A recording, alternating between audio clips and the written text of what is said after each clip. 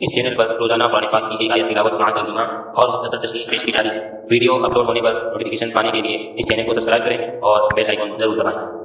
السلام علیکم ورحمۃ اللہ وبرکاتہ۔ میرے دینی اور ایمانی بھائیوں، سورہ مائدہ آیت نمبر 18 پیش خدمت ہے۔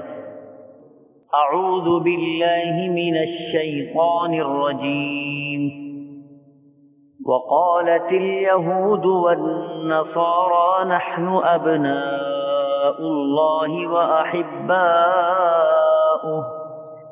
قل فلم يعذبكم بذنوبكم بل أنتم بشر ممن خلق يغفر لمن يشاء ويعذب من يشاء وَلِلَّهِ مُلْكُ السَّمَاوَاتِ وَالْأَرْضِ وَمَا بَيْنَهُمَا وَإِلَيْهِ الْمَصِيرُ۔ یہود و نصارہ کہتے ہیں کہ ہم اللہ کے بیٹے اور اس کے دوست ہیں۔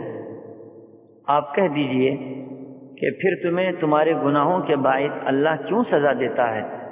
نہیں، بلکہ تم بھی اس کی مخلوق میں سے ایک انسان ہو۔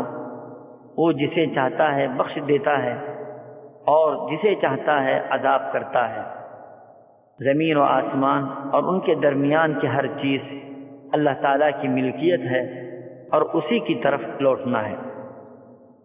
حضرات، یہ ایک حقیقت ہے کہ کل قیامت کے دن اللہ کی طرف سے اہل ایمان کے لیے مغفرت کے وعدے ہیں اور اہل کفر و فسق کے لیے جہنم کا دائمی اور ابدی عذاب ہے، اور تمام انسانوں کا فیصلہ اسی کے مطابق ہوگا۔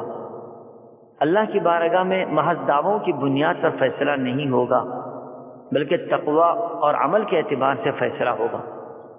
اس آیت میں یہود و نصارہ کے باطل گمان کی تردید کی جا رہی ہے کہ تم جن باتوں کا دعویٰ کر رہے ہو اور کفر و شرک میں مبتلا ہو، اور گمان یہ ہے کہ تم اپنے آپ کو اللہ کا مقرب اور محبوب سمجھتے ہو، یہ تمہاری خام خیالی اور بیکار گمان ہے۔ تمہارا یہ گمان غلط ہے۔ یہود حضرت عزیر کو اور عیسائی حضرت عیسیٰ کو اللہ کے بیٹے کہتے تھے۔ ان باتوں سے ان کا تفاخر اور اللہ کے بارے میں بیجا اعتماد کا اظہار ہوتا تھا، جس کی اللہ کے یہاں کوئی حیثیت نہیں ہے۔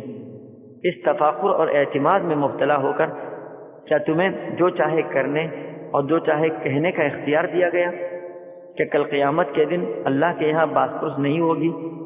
اس بات پر تو غور کرو کہ اللہ نے تمہیں تمہارے گناہوں کی پاداش میں سزا کیوں دیتا رہا، وقتاً فوقتاً تم پر اللہ کا عذاب کیوں آتا رہا۔ سچی بات یہی ہے کہ تم بھی اللہ کی ایک مخلوق ہو، سب انسانوں کی طرح تم بھی ایک انسان ہو۔ اب یہ الگ بات ہے کہ اللہ کے اختیار میں ہے کہ وہ جسے چاہے معاف کرے اور جسے چاہے عذاب میں گرفتار کرے۔ زمین و آسمان اور اس کے درمیان کی تمام چیزیں اسی کی ملکیت ہے، اس پر اس کی حکومت ہے اور اسی کی طرف لوٹ کر جانا ہے۔ اللہ تعالی ہم سبوں کو باطل عقیدوں سے محفوظ رکھے، آمین۔ وآخر دعوانا ان الحمد للہ رب العالمین۔